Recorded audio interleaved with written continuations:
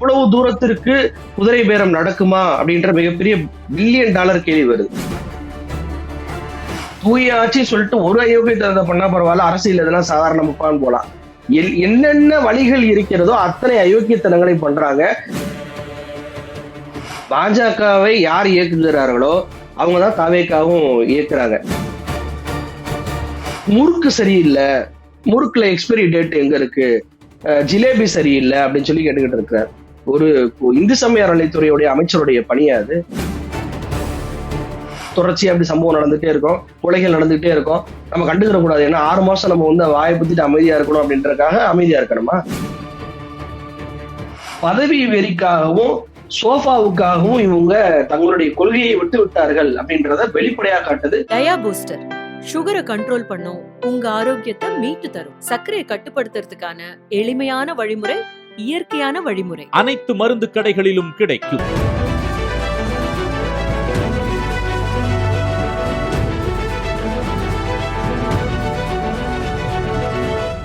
மதிமுகம் நேயர்களுக்கு வணக்கம். நான் இசை. இன்றைய நேர்காணலில் நம்மோட ஒப்பீனியன் தமிழ் ஆசிரியரும் ஊடகவியலாளருமான யாசிர் அவர்கள் இணைந்திருக்கிறார். பேசலாம். வணக்கம் சார். வணக்கம். அதிமுக ஏற்கனவே 2 அணிகளா பிளவுபட்டிருந்தது. இப்போ அதுல 3வது அணியா 3 எம்எல்ஏக்கள் ராஜினாமா செஞ்சுட்டு தாவேகாவுல இணைஞ்சிருக்காங்க. அதுவுமே தலைமைச் செயலகத்துல வச்சு இணைஞ்சிருக்காங்க.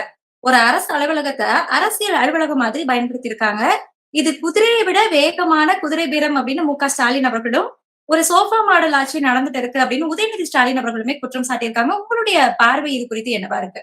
3வது அணி அப்படின்னு உருவாச்சா அப்படின்னு சொல்லி கேட்டா கிடையாது. அது 2வது அணி தான். 2வது அணில இருந்து இப்போ ஆழம் பார்ப்பதற்காக ஒரு 3 நபர்களை நேற்று அனுப்பி வச்சாங்க. இன்னைக்கு எந்த கூட்டணி கட்சிகளும், அதாவது மதசார்பற்ற கூட்டணியிலிருந்து போட்டியிட்ட காங்கிரஸாக இருக்கட்டும், கம்யூனிஸ்டா இருக்கட்டும், விசிகாவா இருக்கட்டும், முஸ்லீம் லீக்கா இருக்கட்டும், இவங்க ஏதாவது கருத்துக்களை தெரிவிப்பார்களா அப்படின்றக்காக ஆழம் பார்த்தாங்க. ஆனா எந்த கருத்தையும் தெரிவிக்கல அப்படின்னோடனே இன்னைக்கு மறுபடியும் காலையில இசக்கி சுப்பையா அப்படின்ற அம்பாசமுத்திரம் அதிமுக எம்எல்ஏ வந்து தன்னுடைய பதவியை வந்து ராஜினாமா செய்வதை பார்க்க முடியுது. எனவே இது 3வது அணி அல்ல, 2வது அணியில் இருக்கக்கூடிய அத்தனை பேரும் இந்த முடிவை அவங்க எடுக்க போறாங்க அப்படின்றதான் யதார்த்த உண்மை. நமக்கு என்ன கேள்வி வருது அப்படின்னா, தமிழ்நாட்டுல இது போன்ற அரசியல் சூழல் இது வரைக்கும் ஏற்பட்டிருக்கா? நெருக்கடியான காலகட்டத்தில் கூட இப்படியான ஏற்பட்டதே கிடையாது. ஒரு ரிசல்ட் வந்து ஒரு 25 நாள் 21 நாள்ல இவ்வளவு தூரத்திற்கு குதிரை பேரம் நடக்குமா அப்படின்ற மிகப்பெரிய பில்லியன் டாலர் கேள்வி வருது. ஆட்சியில் பங்கு, அதிகாரத்தில் பங்கு அப்படின்னு சொல்லிதான் விஜய் அவர்கள் வந்துட்டு கோஷத்தை எழுப்பி தேர்தலை சந்திச்சாரு. ஆட்சியில் பங்கு, அதிகாரத்தில் பங்கு தருவார் என்று அவரை நம்பி, அவருக்கு தேர்தலுக்கு முன்பே அவரோட கூட்டணி இணைந்தவர்கள் யாரு? முஸ்தபா, அவர் ஒரு கட்சியை நடத்துறாரு. ஹாரூன் ரஷீத் என்பவர் ஒரு கட்சியை நடத்துறாரு. KM ஷரீப் என்பவர் கட்சி நடத்துறாரு. இவங்க 3 பேருமே அவருடைய கோஷத்தை நம்பி அவங்க கூட்டணியை வந்து அமைச்சுக்கிட்டாங்க. தேர்தலிலையும் போட்டியிட்டாங்க. முஸ்தபா அவர்கள் வெற்றி பெற்றார். ஆட்சியில் பங்கு, அதிகாரத்தில் பங்கு என்று நம்பி வந்தவர்களுக்கு முக்கியத்துவம் விஜய் கொடுத்தாரா அப்படின்னு சொல்லி கேட்டா இல்ல. முஸ்தபா அவர்களை அமைச்சர் பதவியில இணைக்கவே இல்லை. KM ஷரீப் அவர்களும் ஹாரூன் ரஷீத் அவர்களும் போட்டியிட்ட தொகுதியில வந்து தோல்வி அடைகிறாங்க. திருச்சி கிழக்குல நிறுத்தி அவங்கள ஒரு எம்எல்ஏவாக்கி ஆட்சியில் பங்கு, அதிகாரத்தில் பங்கு என்னை நம்பி வந்தவங்களுக்கு நான் கொடுத்தேன் பாருங்க அப்படின்னு சொல்லி தன்னுடைய வாக்குறுதியை நிறைவேற்றினாரா? இல்ல. ஆனா எந்த இடத்துல அதை நிறைவேற்றாரு? திமுக கூட்டணி உடைப்பதற்காக அதை நிறைவேற்றுறாரு. ஆரம்பத்துல அவருடைய வாக்குறுதி பலவீனமாகுது, ஏமாற்றுகிறார். இப்ப திமுக கூட்டணியை வந்து வெளியிலிருந்து ஆதரவு கொடுத்ததை நம்பியே அவர் இருந்திரலாம். ஆனாலும் அந்த கூட்டணியிலிருந்து முழுமையாக உடைக்கணும் என்பதற்காக அமைச்சர் பதவியை காட்டுகிறார். இவங்களும் அந்த அமைச்சர் பதவியை ஏற்றுக்கொள்கிறாங்க. சரியாக இவங்க அமைச்சர் பதவியை ஏற்றுக்கொண்ட உடனே அதிமுக எம்எல்ஏக்கள் வந்து ராஜினாமா பண்ணுவதை பார்க்க முடியுது. இப்ப இவங்களால என்ன முடிவு எடுக்க முடியும்? ஒரு முடிவு எடுக்க முடியாது. இப்ப கிடைச்ச அமைச்சர் பதவியை ராஜினாமா பண்ணுவாங்களா? இவங்க என்ன, காங்கிரஸ் கட்சி எழுத்துப்பூர்வமாக கொடுத்தாங்க, இந்த மாதிரி நான் வந்து NDA கூட்டணியிலிருந்து யாராவது இணைச்சிங்கன்னா நாங்க வந்துட்டு ஏற்றுக்கொள்ள முடியாதுன்னு சொல்லி எழுத்துப்பூர்வமா கொடுத்தாங்க. இன்னைக்கு அதற்கு பதிலடியாக தன்னுடைய எழுத்துப்பூர்வ அக்ரிமெண்ட்டை விஜய் மீறி இருக்கிறாருன்னு சொல்லி குரல்கள் ஏதாவது வந்திருக்கா அப்படின்னு சொல்லி கேட்டா இல்ல. ஆனா காங்கிரஸ்காரர்கள் என்ன பதிவு போடுறாங்க? அதிமுக 2011 தேமுதிக உடைச்சிச்சு, இன்னைக்கு கர்மா வேலை செய்யுது அப்படின்னு சொல்லிட்டு விஜய்க்கு அப்படியே சாமரம் வீசக்கூடிய நபர்களாக மாறக்கூடியதை பார்க்க முடியுது. கம்யூனிஸ்ட் தோழர்களும் பேசல, விசிக தோழர்களும் பேசல அப்படின்றது வியப்பை அளிக்கக்கூடிய ஒரு வகையில இருக்கு. ஆதவர்ஜனா 3 நாளைக்கு முன்னாடி என்ன சொன்னாரு? நாங்க எளிமையாக ஆட்சி அமைக்கணும்னா அதிமுக ஆதரவை கேட்டாலே ஆட்சி அமைச்சிருப்போம், ஆனா நாங்க மதசார்பற்ற ஆட்சி அமைக்கணும் அப்படின்றதுல உறுதியாக இருந்தோம்டார். சொல்லி 3 நாள் கூட ஆகல. எதற்கு அதிமுக எம்எல்ஏக்களை ராஜினாமா பண்ணி உங்க கட்சியில சேர்க்கறீங்க? அப்போ இவங்களை நீங்க நம்பலையா? உங்களுக்கு நம்பர்ஸ் இவங்க கொடுத்துட்டாங்க, அமைச்சர் பதவியை ஏற்றுக்கொண்டாங்க, ராஜினாமா பண்ண மாட்டாங்கன்னு தெரியும் போது ஏன் இவர்களை நீங்க நம்பல? இவங்களை நம்பாம விசில் சின்னத்துல இவங்களை போட்டியிட வச்சு நம்மளுடைய எண்ணிக்கையை அதிகரிக்கணும் அப்படின்ற நிலைப்பாட்டுக்கு நீங்க ஏன் வர்றீங்க? அப்போ செயல்படாத ஒரு நிலைக்கு இங்க திமுக கூட்டணியிலிருந்து போன கட்சிகள் போகுது. இவங்க பெரும்பான்மைக்குரிய நம்பர்ஸை கிரியேட் பண்ணுவதற்கான ராஜினாமாக்களை உருவாக்க தான் போறாங்க. ஆனா இதை மக்கள் மன்றம் ஏற்றுக்கொள்ளுமா அப்படின்னு சொல்லி கேட்டா கண்டிப்பாக ஏற்றுக்கொள்ளாது. மக்கள் பார்த்துக்கிட்டு தானே இருக்கிறாங்க. தூயாட்சி தூயாட்சின்னு சொல்லிட்டு இவர் பண்ணக்கூடிய அத்தனை விஷயங்களையும் மக்கள் பார்த்து கொண்டுதான் இருக்கிறாங்க. மக்கள் தீர்ப்பு கொடுப்பதற்கு முன்னாடி, இடைத்தேர்தல் கொடுப்பதற்கு முன்னாடி உச்சநீதிமன்றத்தில் கண்டிப்பாக இது குறித்து மிகப்பெரிய பிரச்சனை எழுப்பப்படதான் போகுது.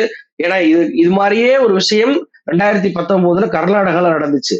அதாவது மதசார்பற்ற ஜனதாதளம், நம்ம தேவகவுடா அவங்களுடைய கட்சி இன்னைக்கு பாஜக கூட்டணியில் இருக்கிறாங்களே, அப்போ 2019 காங்கிரஸ் உடைய கூட்டணி ஆட்சியில இருந்தாங்க. அவங்கதான் சிஎம் கட்சி. அந்த கட்சியில் இருக்கக்கூடிய 17 எம்எல்ஏக்கள் கட்சி தாவல் நடவடிக்கையில ஈடுபடுறாங்க. அதாவது பிஜேபிக்கு ஆதரவாக செயல்பட போறாங்க. உடனடியாக சபாநாயகர்கிட்ட அந்த கட்சித்தாவல் மனு என்பது கொடுக்கப்படுது. அந்த கட்சித்தாவல் மனு அந்த நடவடிக்கை எடுப்பதற்கு முன்பே இந்த 17 பேர் என்ன பண்றாங்கன்னா, பாஜக கிட்ட போய் பாஜக ஆட்சி அமைச்சோம்னா நம்மளால அமைச்சராக முடியாது அப்படின்றக்காக ராஜினாமா பண்ணிடுறாங்க. இப்ப எப்படி அதிமுகவினர் ராஜினாமா பண்றாங்களோ அதே மாதிரி அவங்களும் ராஜினாமா பண்றாங்க. ஆனாலும் அப்போது இருந்த சபாநாயகர் என்ன பண்ணாருன்னா, நீங்க கட்சித்தாவல் தடை சட்ட அந்த புகார் என்பது நிலுவையில் இருக்கும்போது ராஜினாமா பண்ணாலும் அதை ஏற்க முடியாது, உங்கள் மீது டிஸ்குவாலிபிகேஷன் அந்த இதை நான் நடைமுறைப்படுத்துறேன் அப்படின்னு சொல்லிட்டு அவங்க அத்தனை பேரையுமே டிஸ்குவாலிஃபை பண்றாரு. இந்த கேஸ் வந்து உச்சநீதிமன்றம் வரைக்கும் போது உச்சநீதிமன்றம் தீர்ப்பு மிக தெளிவாக என்ன சொல்லியிருக்குன்னா, கட்சித்தாவல் தடை சட்டத்திலிருந்து இருந்து எஸ்கேப் ஆவதற்கு ராஜினாமா என்ற அந்த ஒரு வழியை செய்வதை ஏற்க முடியாது அப்படின்னு சொல்லி உச்சநீதிமன்றம் சொல்லியிருக்கு. மணிப்பூரிலையும் உச்சநீதிமன்றம் தெளிவாக ஒரு தீர்ப்பு கொடுத்திருக்கு. 2020 காங்கிரஸ் எம்எல்ஏ சியாம் சிங் இவர் வந்து பாஜகவுக்கு ஆதரவாக ஓட்டு போடுறாரு. இப்ப எப்படி அதிமுக எம்எல்ஏக்கள் தாவேகா பெரும்பான்மைக்காக ஓட்டு போட்டாங்களோ அதே மாதிரி இவர் ஓட்டு போடுறாரு. இவர் வந்து கட்சித்தாவல் தடை சட்டம் இவர் மீது செய்யணும்னு சொன்னப்ப சபாநாயகர் ஏற்றுக்கொள்ளல, ராஜினாமா பண்றார். ஆனா இதை உச்சநீதிமன்றம் கண்டிச்சிச்சு. ஆனாலும் அவர் இடைத்தேர்தலில் போட்டியிடுவதற்கு அனுமதி அளிச்சிச்சு. இதே போல கர்நாடகாலையும் இடைத்தேர்தலில் போட்டியிடுவதற்கு அனுமதி என்பது கொடுத்தாங்க. இப்ப ஏற்கனவே விஜய் அவர்கள் மீது உயர் நீதிமன்றத்துல ஒரு கேஸ் இருக்கு. குழந்தைகளை காட்டி ஏமாற்றி இவர் ஓட்டு வாங்கி இருக்கிறார், இதை ஏற்றுக்கொள்ள முடியாது அப்படின்னு சொல்லி கேஸ் போட்டிருக்கிறாங்க. அதை விசாரித்த நீதிபதிகள் தேர்தல் ஆணையத்திற்கு வந்துட்டு நோட்டீஸ் அனுப்பி இருக்கிறாங்க. இதுவரைக்கும் கோயம்புத்தூர்ல தன்னுடைய குழந்தை வந்து என்னை நிர்பந்தம் பண்ணுது அப்படின்னு சொல்லிட்டு ஒரு விசிக தொடர் புகார் கொடுத்தார். அந்த புகாருக்கு தேர்தல் ஆணையம் எந்த நடவடிக்கையும் எடுக்கவே இல்லை. இதுவரைக்கும் ஒரு வார்த்தை கூட பேச மாட்டாங்க. இப்ப கோர்ட்டே கேட்டதுனால ஏதேனும் ஒரு விஷயத்தை கண்டிப்பாக தேர்தல் ஆணையம் சொல்லிதான் ஆகணும். ஒரு கட்சியவே டிஸ்மிஸ் பண்ணிடலாமா, ஒரு ஆட்சியவே டிஸ்மிஸ் பண்ணிடலாமான்ற வார்த்தை எல்லாம் உயர் நீதிமன்றத்துல நீதிபதிகள் கேட்டாங்க. உச்ச நீதிமன்றத்திலும் ஏற்கனவே ஒரு வழக்கு நிலைமையில இருக்கு. கே ரமேஷ் என்பவர் போட்டிருக்கிறார். இவங்க குதிரை பேரம் பண்ணி தான் வந்துட்டு ஆட்சி அமைச்சிருக்கிறாங்க. ட்ரஸ்ட் ஓட்ல வந்துட்டு மிகப்பெரிய அளவுக்கு குதிரை பேரம் நடந்திருக்கு. குடியரசுத் தலைவர் ஆட்சி அமல்படுத்தணும், இவங்க மீது சிபிஐ விசாரணை என்பது ஏற்படுத்தணும் அப்படின்னு சொல்லிட்டு ஒரு வழக்கை போட்டிருந்தாங்க. அந்த வழக்கும் விசாரணைக்கு வரப்போகுது.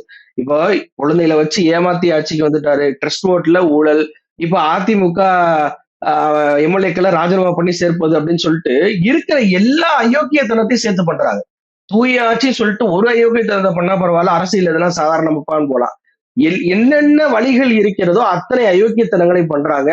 சபாநாயகர் இந்த விஷயத்துல கட்சித்தாவல் தடை சட்டத்துல ஏற்கனவே புகார் கொடுத்துட்டாங்க. இப்ப வந்து அதிமுகவுக்கு எது லீடா இருக்கு, தாவேகாவுக்கு எது மைனஸா இருக்கு அப்படின்னா, இவங்க ட்ரஸ்ட் ஓட்ல தாவேகாவுக்கு ஓட்டு போட்ட போதே கட்சித்தாவல் நடைமுறையை அமல்படுத்தணும் அப்படின்னு சொல்லிட்டு புகார் கொடுத்துட்டாங்க அதிமுக. அப்ப நிலுவையில் இருக்கு அந்த புகார். நிலுவையில இருக்கும்போது இவங்க ராஜினாமா பண்றாங்க அப்படின்றது அப்படியே ஆப்டாக கர்நாடகா வழக்கோட ஒத்து போகுது. கண்டிப்பாக இவங்க மீது டிஸ்குவாலிஃபை பண்ணியே ஆகணும் என்று சபாநாயகருக்கு கோர்ட் உத்தரவிடுவதற்கான வழி இருக்கு. மணிப்பூர்ல சபாநாயகர் அப்படி உத்தரவிடலை என்பதற்காக கோர்ட்டே அவருடைய எம்எல்ஏ பதவியை பறிச்சிச்சு. ஆனாலும் இடைத்தேர்தலை அவங்க சந்திக்கலாம். இடைத்தேர்தலை சந்திக்கும் போது மக்கள் இதெல்லாம் பார்ப்பாங்கல்ல. உச்ச நீதிமன்றம் ஒருத்தருடைய சபாநாயகரை கண்டிக்குது, எம்எல்ஏ பதவியை பறிக்குது. பறிச்ச பின்பு விஜய் நான் தூய ஆட்சி அமைக்க போறேன், எனக்கு நிரந்தர ஆட்சி வேணும் அப்படின்னு சொல்லி போய் மக்கள்கிட்ட வந்து கேட்டாரு அப்படின்னா மக்கள் வாக்களிப்பதற்கு ஒன்றும் முட்டாள் கிடையாது. இந்த பெருந்துறையாகட்டும், இவங்க ராஜினாமா பண்ண அத்தனை தொகுதியிலையுமே தாவேகா 3ஆம் இடம் தான் இருந்திருக்கு. ஒரே ஒரு தொகுதியில மட்டும்தான் 2ஆம் இடம் வந்திருக்கிறாங்க. இப்ப நான் என்ன கேட்கிறேன் விஜய் கிட்ட அப்படின்னா, இப்ப இந்த 4 பேரையும் சேர்த்து நீங்க வேட்பாளரா அறிவிக்கிறீங்க. தாவேகா சார்பாக ஏற்கனவே இந்த தொகுதியில போட்டிட்டாங்களே, உங்க கட்சியில சேர்ந்தவங்க தானே அவங்க.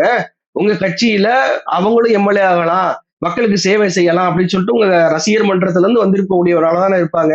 அவங்களுக்கு வாய்ப்பை மறுத்து வேறு கட்சியில இருந்து வரக்கூடியவர்களுக்கு வாய்ப்பை கொடுக்குறீங்களே, இது எந்த வகையில நியாயம்? உங்க கட்சியினருக்கு நீங்க செய்யக்கூடிய துரோகம் இல்லையா? இன்னொன்னு, இவர் இடைத்தேர்தல போய் என்ன பிரச்சாரம் பண்ணுவாரு? எனக்கு பெரும்பான்மை என்பது கிடைக்காம போயிருச்சு, எனக்கு பெரும்பான்மை என்பது கிடைப்பதற்கு நீங்க ஆதரவு கொடுங்க அப்படின்னு சொல்லிட்டு ஒரு 17 பேரை 15 பேரை சேர்த்து ஒரு பிரச்சாரம் பண்றாருன்னா, அது எந்த கேள்வியை உருவாக்குது? அப்ப முதல்ல பெரும்பான்மைக்கு காங்கிரஸ் வந்துட்டாங்க, விசிக வந்துட்டாங்க, கம்யூனிஸ்ட் வந்துட்டாங்க, முஸ்லீம் லீக் வந்துட்டாங்க. அப்புறம் ஏன் நீ பெரும்பான்மை வேணும்னு கேட்கிற? அப்ப இவங்களை நம்பலையா அப்படின்ற கேள்வியை கூடுதலாக உருவாக்கும். அப்ப இந்த கேள்விகளுக்கெல்லாம் பதில் சொல்ல வேண்டிய இடத்துல இங்க இருந்து அணிமாறிய கட்சிகள் தான் இருக்கு. இப்ப கேவலப்பட்டு கொண்டு அசிங்கப்பட்டு இருக்கக்கூடிய கட்சிகள்னா அவங்கதான் இன்னைக்கு விளக்கம் கொடுக்க வேண்டிய கட்டாயத்துல இருக்கிறாங்க. மக்கள் மன்றம் கண்டிப்பாக இடைத்தேர்தல்ல என்ன மாதிரியான முடிவை எடுப்பாங்க அப்படின்றத நம்ம பொறுத்திருந்து பார்க்கலாம். இந்த இடைத்தேர்தல் அப்படிங்கறதாக இருக்கட்டும், ஒரு கட்சியை உடைச்சி என்னோட கட்சியை நான் ஸ்ட்ராங் ஆக்கணும் அப்படின்னு நினைக்கிறதாக இருக்கட்டும், நம்ம செய்தியாளர்களையும் சந்திக்க கூடாது அப்படிங்கிற ஒரு விஷயம், பிஆர் டீமை வச்சு வேலை செஞ்ச விஷயம், இந்த விஷயங்கள் எல்லாமே பாஜகவோட பயங்கரமா ஒத்து போகுது. ஏற்கனவே பாஜகவுடைய தத்துப்பிள்ளை தான் விஜய் அப்படின்னு சொன்னவங்க எல்லாருமே இப்போ தாவேகாவுக்கு ஆதரவா தான் இருக்கிறாங்க. இப்ப பாஜக பாணியை தான் விஜய் அவர்கள் பின்பற்றிட்டு இருக்கிறாங்க அப்படின்னு பாக்குறீங்களா? கண்டிப்பா பாஜகவை யார் இயக்குகிறார்களோ அவங்கதான் தாவேகாவும் இயக்குறாங்க.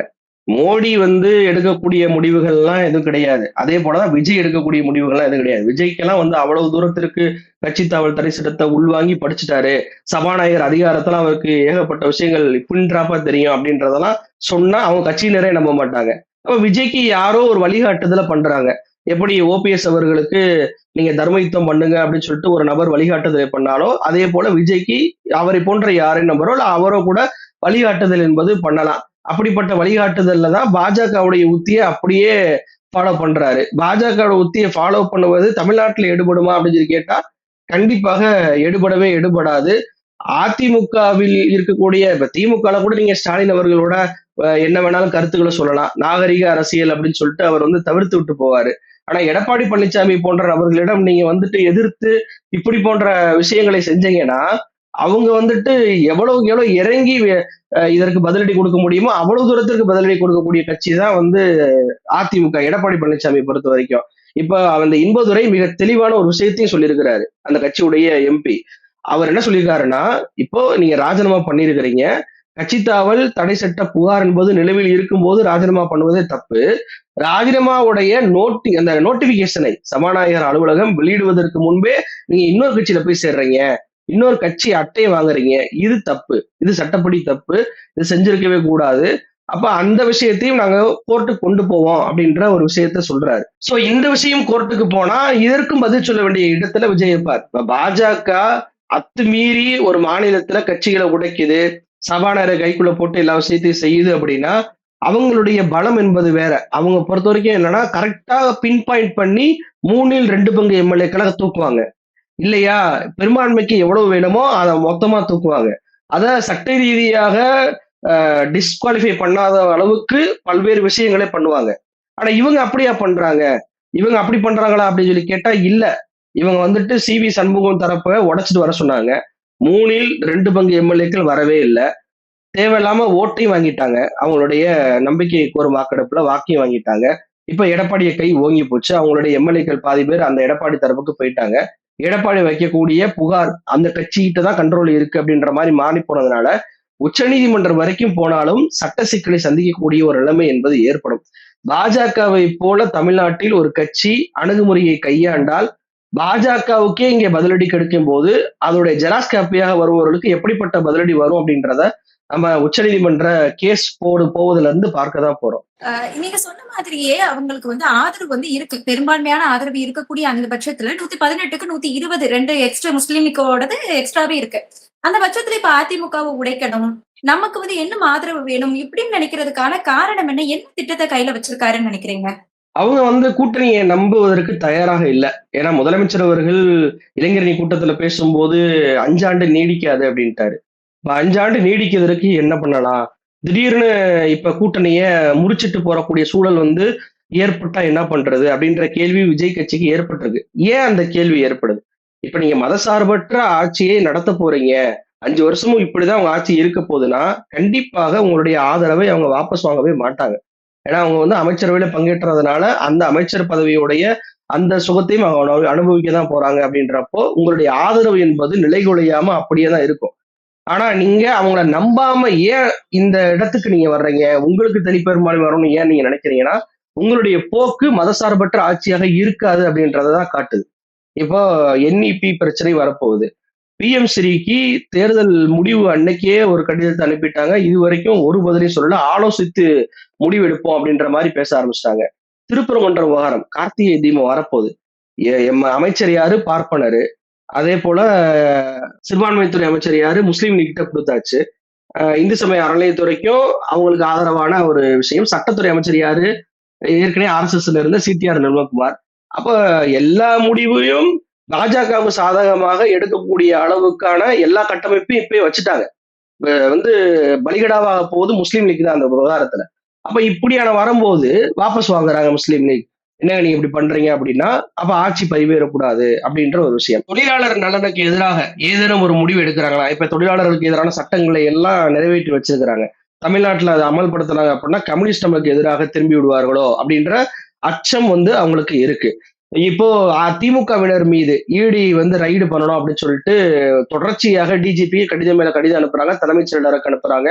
இது எல்லாம் விஜய் அவர்கள் கையெழுத்து போட்டு அனுசரியாக போகக்கூடிய வாய்ப்பு இருக்கு ஒன்றிய பாஜக அரசோட.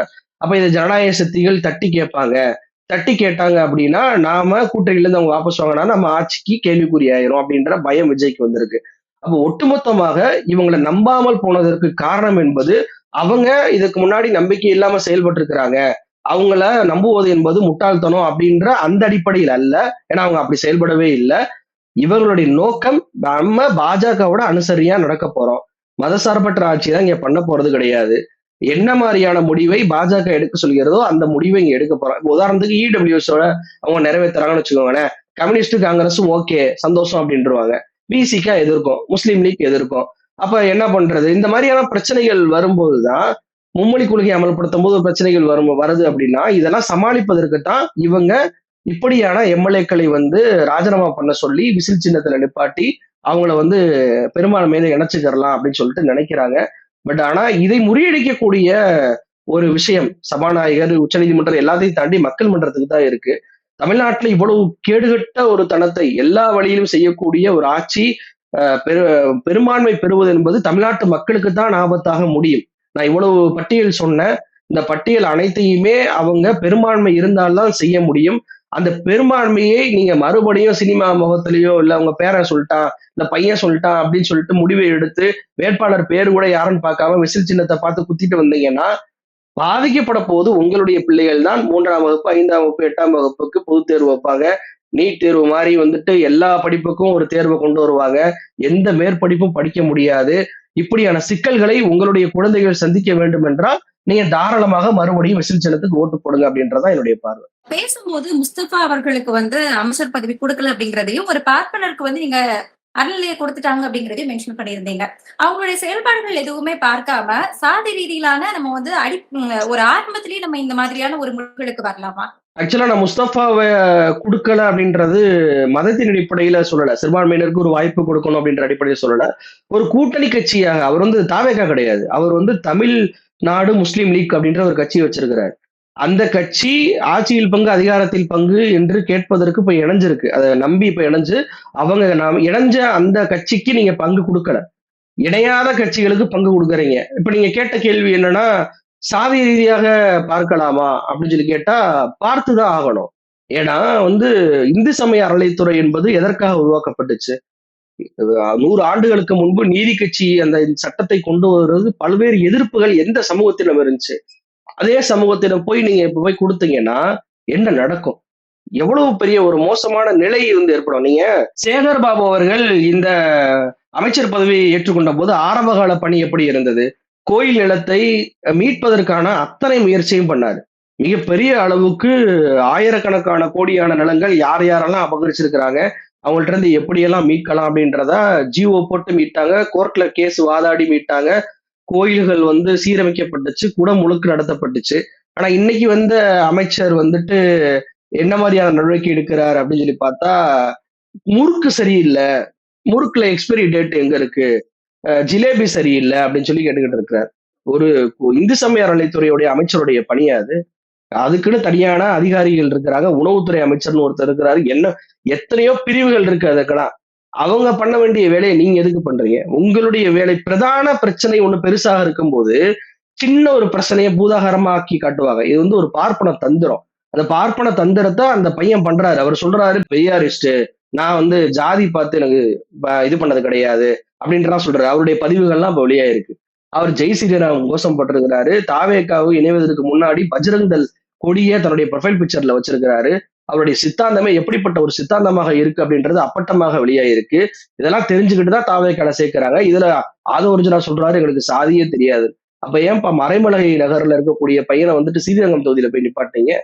ஸ்ரீரங்கம் தொகுதியில யார் பெரும்பான்மையா இருக்கிறாங்க, யார் ஓட்டு கன்சாலிடேட்டா விழுகும் அப்படின்றது தெரிஞ்சுதானே நிப்பாட்டுறீங்க. எல்லாம் தெரிஞ்சு பண்ணிட்டு இந்த மாதிரியான ஒரு அமைச்சர் பதவியை பார்ப்பனர்களுக்கு கொடுப்பதற்கான காரணம் என்ன? நான் அதான் மீண்டும் சொல்றேன். பாஜகவுக்கு ஒத்து உதக்கூடிய வேலைகளில் இவங்க ஈடுபடுறாங்க. எப்படி ஓபிஎஸ் அவர்களுக்கு ஒரு பார்ப்பனர் வந்து தவறான வழிகாட்டுதலை பண்ணாரோ, அதே போலதான் விஜய் அவர்களுக்கு ஒரு பார்ப்பனர் தவறான வழிகாட்டுதலை பண்ணி கொண்டிருக்கிறார். நீங்க வந்துட்டு பிஜேபிய கைக்குள்ள போடுவதற்கும், இங்க இருக்கக்கூடிய பார்ப்பன சமூகம் உங்களுக்கு எதிர்ப்பு தெரிவிக்காம இருப்பதற்கும், ஒரு பார்ப்பனரை வந்துட்டு நீங்க இந்த மாதிரியான நியமனத்துல வச்சுட்டீங்க அப்படின்னா உங்களுக்கு எந்த பிரச்சனையும் வராது. அவர் இப்ப எப்படி முறுக்கு, ஜிலேபி அப்படின்னு சொல்லி கவனத்தை திருப்புறாரோ அதே போல கவனத்தை திருப்பிடுவாரு. நிலத்தை அபகரிச்சவங்களெல்லாம் வந்து கைவிட்டுருவாங்க அப்படின்ற ஒரு விஷயத்தை இவங்க பண்றாங்க. அதை கேட்டார் போலவே நடப்பதையும் பார்க்க முடியுது. இது எப்படி இன்னும் சீரியஸா புரிஞ்சுக்கலாம் அப்படின்னா, இடஒதுக்கீடை பார்ப்பனர்கள் எதிர்த்தாங்க. ஆனா இடபிள்யூசி இடஒதுக்கீடு வந்தோடனே அவங்க ஏற்றுக்கொண்டாங்க. இடபிள்யூசி இடஒதுக்கீடுடைய நோக்கம் என்ன? அது இடஒதுக்கீடை சிதைப்பதற்கான ஒரு விஷயம். சாதி ரீதியாக ஒடுக்கப்பட்ட மக்களுக்கு ஒடுக்கப்பட்ட இடஒதுக்கீடை பொருளாதார ரீதியாக மாத்தி பொருளாதார இடஒதுக்கீடை வைத்தே அந்த சாதி ரீதியான இடஒதுக்கீடை டிஸ்மேண்டில் பண்ணணும் அப்படின்ற நோக்கத்துக்காக கொண்டு வந்தது. இதேதான் அப்படியே இந்து சமய அறநிலைத்துறை எடுத்துட்டீங்கன்னா, இந்து சமய அறநிலைத்துறையை டிஸ்மேண்டில் பண்ணுவதற்கு என்ன பண்ணலாம்?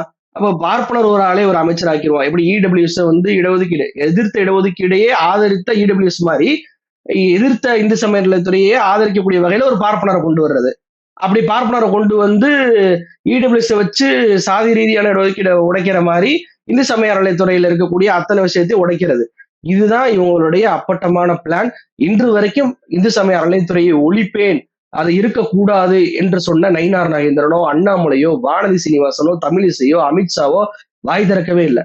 அரசியல் கட்சியை தாண்டி சத்குருன்னு ஒருத்தர் இருக்காரு, ஜக்கி வாசுதேவ். அவர் இதற்காக மிகப்பெரிய அளவுக்கு என்னென்னமோ பேசி பார்த்துட்டார். அவர் ஏதாவது வாய் திறந்தாரா? புதிய அரசு இந்து சமய அறநிலைத்துறையை நீக்க வேண்டும், அது இருக்கக்கூடாதுன்னு சொன்னாரா? இல்லை. ஏன்னா தங்களுக்கு சாதகமான ஒரு நபருக்கு அது கிடைத்து விட்டது. அதை வச்சே என்ன மாதிரியான விஷயங்களை பண்ணமோ, நீர்த்து போக செய்யறமோ அந்த விஷயத்த செஞ்சிருவோம் அப்படின்ற நிலைப்பாட்டுக்கு வந்துட்டாங்க. அதனாலதான் ஒரு பார்ப்பனரை இந்த விஷயத்திற்கு நியமனம் பண்ணாதீங்க அப்படின்னு சொல்றோம். இந்து சமய அறநிலைத்துறையா இருக்கட்டும், கல்வித்துறையா இருக்கட்டும், 2 விஷயத்தை மட்டும் பார்ப்பனர் கையில கொடுக்கவே கூடாது. ஏன்னா 2 விஷயத்திலையுமே அவங்க நம்மள நுழைய விடல. ஒண்ணு, கோயிலுக்குள்ள நுழையக்கூடாது, சாதி கீழ் ஜாதி அப்படின்னு சொல்லிட்டு நம்மளை தடுத்து நிறுத்துறாங்க. அதனால அவங்களுக்கு எதிராக நம்ம கிளர்ந்தெழுந்தோம். அதனால அந்த பதவியை அவர் கொடுக்க கூடாதுன்றோம். கல்வி நீ கற்கவே கூடாது, சமஸ்கிருதம் படிக்கிறத நீ காதுல கேட்டாவே உன் காதல ஈயச்ச காத்தி ஊத்தணும் அப்படின்னு சொல்லிட்டு கொள்கை கொண்ட ஒரு கூட்டம் வந்து கல்வித்துறையை ஏற்றுக்கொண்டால் நம்மளை படிக்க விட மாட்டாங்க. நீட் தேர்வு மாதிரி 3ஆம் வகுப்பு 5ஆம் வகுப்பு 8ஆம் வகுப்பு மாதிரி பொதுத் தேர்வை கொண்டு வந்துருவாங்க அப்படின்றக்காண்டிதான் அந்த சமூகம் அந்த பொறுப்பை ஏற்றுக்கொள்ள கூடாதுன்னு சொல்றோம். மற்ற துறைகளுக்கெல்லாம் நீங்க தாராளமா கொடுத்துட்டு போங்க. இந்த துறையை கொடுக்க கூடாது என்ற கோரிக்கையை தீக்காளந்து மற்ற அனைவரும் வைத்ததற்கான காரணம் இதுதானே தவிர ஏதோ ஒரு பார்ப்பன சமூகம் அவர் மீது காழ்ப்புணர்வு அவங்க இதுக்கு வரக்கூடாது அப்படின்றதெல்லாம் இல்ல. திக குற்றம் சாட்டுறாங்க, திமுக குற்றம் சாட்டுறாங்க. ஆனா கம்யூனிஸ்டுகளோட நிலைப்பாடு வேறவா இருக்கு. ஆட்சி அமைத்து 21 நாட்கள் தான் ஆகுது. அதுக்கு முன்னாடி வந்து சின்ன சின்ன விஷயங்களுக்கும் நீங்க வந்து இப்படி குற்றம் சாட்டுறது, நீங்க சொன்னது ஒன்னாவும் நீங்க இப்ப செஞ்சுட்டு இருக்கிறது வேற ஒன்னாவும் இருக்கு. கொஞ்சம் கால அவகாசம் கொடுத்து அவங்க என்ன செய்யறாங்க அப்படிங்கிறத பார்க்கணும் அப்படின்னு சிபிஐ எம்மோட மாநில செயலாளர் சண்முகம் அவர்கள் தெரிவிச்சிருக்காரு. எப்படி பாக்குறீங்க இத? எப்படி இந்த கோவையில சூலூர் மாணவி சிறுமி வந்து பாலியல் வன்கொடுமை பண்ணிட்டாங்க. அதுக்கு வந்து அரசாங்கம் நடவடிக்கை எடுக்காம விஜய் அவர்கள் வந்துட்டு சட்டமன்றத்தை சுத்தி பார்த்துட்டு இருந்தாரு. கோர்ட் எல்லாம் கழட்டி போட்டுட்டு அது மாதிரி வந்து அவர் பண்ணுவதெல்லாம் வேடிக்கை பார்த்துக்கிட்டு இருக்கணும். அந்த மாணவி விவகாரத்துல தாய்க்கு தெரியாமலே போய் ஹதராஸ் மாதிரி போய் எரிச்சிட்டு வந்தாங்களே, அதை நம்ம வந்து அமைதியா நின்று வேடிக்கை பார்க்கணும். கரூர் சம்பவத்துல அமைச்சர்கள்லாம் போய் அழுதாங்க, அந்ததே ட்ரோல் பண்ணாங்க. ஆனா இங்க இப்படிப்பட்ட சம்பவம் நடக்குது, அதிகாரிகளும் அமைச்சர்களும் சிரிக்கிறாங்க. அதை தட்டி கேட்க கூடாது, அதெல்லாம் நம்ம வேடிக்கை பார்க்கணும். இப்ப சூலூர் சம்பவம் நடக்குது, அதுக்கப்புறம் மறுநாள் பாத்தீங்கன்னா மரக்காணத்துல ஒரு சம்பவம் நடக்குது, நேற்றைக்கு தூத்துக்குடியில ஒரு மாணவிக்கு ஒரு சம்பவம் நடக்குது. தொடர்ச்சியா அப்படி சம்பவம் நடந்துட்டே இருக்கும், கொலைகள் நடந்துகிட்டே இருக்கும். நம்ம கண்டுக்கிற கூடாது. ஏன்னா 6 மாசம் நம்ம வந்து வாயை பத்திட்டு அமைதியா இருக்கணும் அப்படின்றதுக்காக அமைதியா இருக்கணுமா? கொடுத்த வாக்குறுதிய ஒழுங்கா நிறைவேற்றல, மக்களை ஏமாத்துறாங்க, விபூதி அடிக்கிறாங்க அப்படின்னா அமைதியா இருக்கணுமா? உண்மையிலேயே இந்த விஷயத்தில் முதல் குரல் கொடுத்திருக்க வேண்டிய நபர்கள் யாரு? கம்யூனிஸ்ட் தான். விவசாயிகளை ஏமாத்துறாரு விஜய். 14 லட்சம் விவசாயிகளுக்கு 2400 கோடி தள்ளுபடி, கடன்களை நான் தள்ளுபடி பண்ணுகிறேன் அப்படின்னு சொல்லிட்டு நேற்று அறிவிப்பு பண்றாரு. இவர் வந்து என்ன மாதிரியான வாக்குறுதியை கொடுத்தாரு? 5 ஏக்கருக்கு கம்மியாக இருக்கக்கூடிய விவசாயிகளுடைய வேளாண் கடன் அத்தனையுமே கூட்டுறவு வங்கியில் வாங்கக்கூடிய அத்தனை கடனையும் ரத்து பண்றேன்றாரு. 5 ஏக்கருக்கு மேல இருந்தா 50% ரத்து பண்றேன் அப்படின்னாரு. ஆனா இன்னைக்கு என்ன பண்றாரு? 50,000 ஒரு ஃபிக்ஸ் பண்றாரு. இந்த வாக்குறுதி கொடுக்கும் போதே திமுக மாதிரி எல்லாருக்கும் சொல்லிட்டு நாங்க தகுதியை ஃபிக்ஸ் பண்ண மாட்டோம்னு சொன்னவர், இப்போ தகுதியை எதுக்கு ஃபிக்ஸ் பண்றீங்க? அப்ப இதனால பாதிக்கப்படக்கூடியது யாரு? விவசாயிகள் தானே. இன்னைக்கு விவசாயிகள் சங்க அமைப்புல என்ன சொல்றாங்க? நாங்கெல்லாம் வந்துட்டு 5 ஏக்கர் விவசாயம் பண்றோம்னா குறைஞ்சது 1 லட்சமாவது கடன் வாங்குவோங்க. அந்த 1 லட்சம் கடன் வாங்கணும் எங்களுக்கு நீங்க 5,000 ரூபாய் தான் தள்ளுபடி பண்றீங்க. 50,000 வாங்கினாதான் முழு தள்ளுபடி. 1 லட்சம் கடன் வாங்கினா 5,000 ரூபாய் தான் தள்ளுபடி. இவர் சொல்றாருல விஜய் 14 லட்சம் விவசாயிகள் பயன்பெறுவாருன்னு. 14 லட்சம் பேர் எத்தனை கடன் வாங்கினான்ற விவரத்தை வெளியிட்டாரான்னு கேட்டா அது வெளியிடவே இல்லை. ஏன் வெளியிடல? வெளியிட்டா விஜய் வந்து அமலப்பட்டு போயிருவாரு. ஏன்னா 1 லட்சத்துக்கு மேல கடன் வாங்கினவங்க 13 லட்சம் பேர் இருக்காங்க. 13 லட்சம் பேருக்கு நாங்க வெறும் 5,000 தான் தள்ளுபடி பண்ணியிருக்கோம்.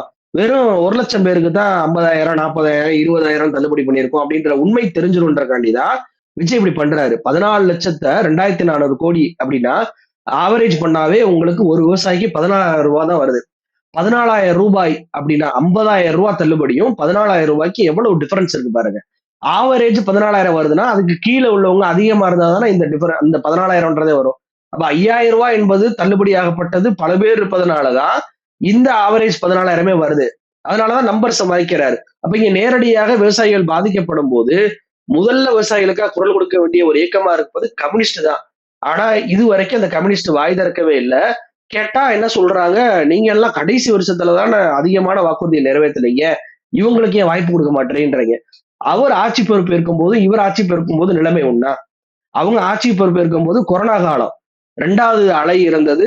அதை சரி பண்ணுவதற்கு 2 வருடம் தேவைப்பட்டது. அப்படி இருந்தும் ஆட்சிக்கு வந்த முதல் நாள்லயே விடியல் பயணம் பெருந்து கையெழுத்து போட்டாரு. ஆவின் பால் குறைப்பு விலை பண்ணாரு, பெட்ரோல் விலை குறைப்பு பண்ணாரு, பல்வேறு திட்டங்களுக்கு கையெழுத்து போட்டாரு, படிப்படியாக பண்ணாரு. கடைசி காலத்துல நிறைய இது ஏன் பண்ணாங்கன்னா இரட்டை இலக்க வளர்ச்சி நம்ம தமிழ்நாடு அடைஞ்சுக்கிட்டே இருந்துச்சு. அதனால வாக்குறுதிகளை நிறைய நிறைவேற்றினாங்க. வாக்குறுதியை நிறைவேற்றுறதே அப்படி கேள்வி இருக்கிறாரு சண்முகம் அவர்கள். வாக்குறுதியை மாற்றி நிறைவேற்றுவதை ஏன் கேள்வி கேட்க மாட்டாரு? எல்லாருக்கும் தள்ளுபடின்னு சொல்லிட்டு ஏன் குறிப்பிட்ட ஒரு தொகையை பிக்ஸ் பண்றீங்கன்ற கேள்வியை கேட்டிருக்கணும். எல்லாருக்கும் 200 யூனிட் மாதம் ஃப்ரீன்னு சொல்லிட்டு 500 யூனிட்டுக்குள்ள யூஸ் பண்றவங்களுக்கு தான் 200 யூனிட் ஃப்ரீ அப்படின்னு சொல்லிட்டு விலையும் 2.35 ருபீஸ் அப்படின்ற ஸ்லாட்டையும் தூக்கி விட்டு 4.71 ருபீஸ்ன்றதை கொண்டு வந்து விலையும் ஏத்தி விட்டீங்க. அதையும் நீங்க கேட்கல. மின்வாரிய ஊழியர்களை கருப்பாடுன்னு ஒருத்தன் பேசுறான் அமைச்சர்னு சொல்லி பேர்ல. எந்த அமைச்சர் இது வரைக்கும் பேசல. மின் வாரியத்துல சிபிஐஎம்ல சிபிஐ எல்லாம் கிடையாதா? உங்க ஊழியர்களை சேர்த்து தானே கருப்பாடுன்றாரு. ஒரு ஊழியனை கருப்பாடுன்னு சொன்னா அவன் மீது தாக்குதலை பண்ணுவாங்கன்ற ஒரு அச்ச உணர்வு ஏற்பட்டது. அதே மாதிரியே போய் தாக்குதலை பண்ணிட்டாங்க. மின்வாரிய ஊழியர்களுக்காக குரல் கொடுக்கக்கூடிய சிபிஎம் இது வரைக்கும் என்ன கருத்து தெரிவிச்சிச்சு? எப்படிங்க நீங்க ஒரு தொழிலாளரை பார்த்து கருப்பாடுன்னு சொல்லலாம் அப்படின்ற ஒரு வார்த்தையை அவர் பயன்படுத்தினாரா? அப்ப இவங்க எல்லாம் என்னன்னா இவங்களுடைய கொள்கையை நீர்த்து விட்டு போய் புதிய ஆட்சிக்கு ஆதரவு கொடுத்திருக்கிறாங்க. ஏதோ ஆளுநருக்கு நாங்க வந்துட்டு வரக்கூடாது, ஆட்சி செய்யக்கூடாது அப்படின்றதெல்லாம் பொய். ஏன்னா இவங்க என்ன சொன்னாங்க? இவங்க பாயிண்ட்டுக்கு நான் வர்றேன். ஆளுநர் ஆட்சி வரக்கூடாது, உடனடியாக இன்னொரு தேர்தலை மக்கள்ல சுமையாக ஏற்றிடக்கூடாது அப்படின்னு தானே சொன்னாங்க. இப்ப இன்னொரு இடைத்தேர்தல் என்பது திருச்சி கிழக்குக்கு வந்தா ஓகே. ஆனா மக்கள் விரும்பாத, மக்களுக்கு சுமையாக 4 தொகுதிக்கு இப்ப இடைத்தேர்தல் வரப்போதே. இன்னும் நம்ம பேசிட்டு இருக்கும் போதே எத்தனை எம்எல்ஏக்கள் ராஜினாமா பண்ண போறாங்கன்னு தெரியல. அப்ப அந்த தொகுதிக்கு ஒரு 10 தொகுதி 15 தொகுதிக்கு இடைத்தேர்தல் வருதுன்னா இது மக்கள் மீது சுமை இல்லையா? அப்ப நீங்க எதற்காக ஆதரவு கொடுத்தீங்களோ அதையே அது மீறுவதாக இருக்கு. அவங்க வந்து உடனடி இடைத்தேர்தல மக்கள் மண்டையில வந்து திரிக்கிறாங்களே, தலையில சுமையா ஏத்துறாங்களே, மறுபடியும் ஓட்டு போடு, மறுபடியும் உன்னுடைய வேட்பாளர் தேர்வு பண்ணு அப்படின்னு சொல்லி மாத்துவது நீங்கள் எடுத்த முடிவுக்கு எதிரானது இருக்கு. அட்லீஸ்ட் அதுக்காவது வாய் திறப்பேன். ஏன்னா அதுவும் இல்லைங்க. நான் என்ன கேட்கிறேன்னா குறைஞ்சபட்சம் கொள்கை இல்லாத அன்புமணி அவர் என்ன சொல்றாரு? இந்த 3 பேர் ராஜினாமா பண்ணிட்டாங்க. இந்த 3 பேருக்கும் அட்லீஸ்ட் நீங்க திரும்ப போட்டியிடுவதற்கு வாய்ப்பு கொடுக்காதீங்க அப்படின்ற ஒரு வார்த்தையை பயன்படுத்துறாரு. அதுதான் நியாயமானது அப்படின்றாரு. அப்படியான ஒரு ஸ்டேட்மெண்ட்டையாவது இவங்க காங்கிரஸும் கம்யூனிஸ்டோ விசிகாவோ முஸ்லீம் லீக்கோ கொடுக்குன்னு பார்த்தா அதற்கும் வாய் மூடி அமைதியாக இருக்கிறார்கள். அப்ப இவங்க சொல்லிதான் இவங்களுடைய ஆதரவோட தான் விஜய் எல்லாத்தையும் பண்றாரு அப்படின்றது தெரியுது.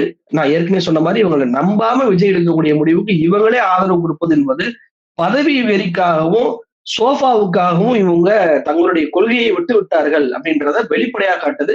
அந்த வெளிப்படையில தான் சண்முகம் அவர்கள் எதுக்கு இப்படி பேசுறீங்க, வாய்ப்பு கொடுங்க, நேரம் கொடுங்கன்றாங்க. நீங்க நிர்வாக தவறுகளை நேரம் கொடுக்கலாம், சரி பண்ணுங்க, வாக்குறுதியை நிறைவேற்றுறதுக்கு அவகாசம் எடுங்க, தப்பே இல்லை. நீங்க உங்க ஒரு சிஎம் வெறும் சட்டமன்ற அலுவலகத்துக்கு ஒரு அரசு அலுவலக போற வந்து போயிட்டு இருக்கிறாரு.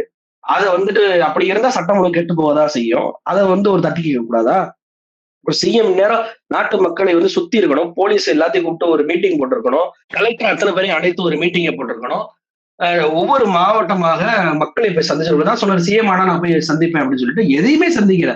ஒரு சிஎம் வெளியே உலாவணுங்க. உலாவனாதான் குற்றவாளிகள் பயப்படுவாங்க. போலீஸ் நிர்வாகம், அரசு நிர்வாகம் என்பது பயப்படும். சிஎம் எப்போனாலும் ரைடு வருவாரு, சிஎம் எப்போனாலும் மாவட்டத்துக்கு என்னென்ன விஷயங்கள் பண்ணிருக்கிறீங்கன்றதை கேட்பாரு அப்படின்றது தெரிஞ்சாதான் அரசு நிர்வாகம் செயல்படும். நீங்க அரசு ஆபீசர் மாதிரி காலைல 9 மணிக்கு நான் டிஃபன் பாக்ஸ் எடுத்துட்டு கிளம்பிட்டேன், மதியம் அங்க சாப்பிட்டுட்டேன், சாயந்தரம் 4 மணி ஆனா நான் ஆபீஸ் டைம் முடிச்சு வீட்டுக்கு போனேன் அப்படின்னு போறதுக்கு அது அரசு அலுவலர் பதவி இல்லை, அது சிஎம் பதவி. நீங்க 2 மணி ஆனாலும் நைட்டு 3 மணி ஆனாலும் தமிழ்நாடு என்ன பண்ணுது அப்படின்றத கண்காணிக்கணும். அப்படி கண்காணிக்க தவறுனீங்கன்னா சட்டம் ஒழுங்கு பிரச்சனை என்பது ஏற்படதான் செய்யும். அதை தட்டி கேட்க கூடாது, டைம் கொடுங்க அப்படின்னு சொன்னா ஒவ்வொரு மாணவியாக, ஒவ்வொரு பெண்களாக பாதிக்கப்படுவதை பார்த்து வேடிக்கை பார்ப்பதற்கு நம்ம ஒண்ணும் ஜடம் கிடையாது. அதை சிபிஎம் தொண்டர்கள் புரிஞ்சுக்கணும். கண்டிப்பா நிறைய தகவல்களை பகிர்ந்துட்டீங்க. ரொம்ப நன்றி. நன்றி.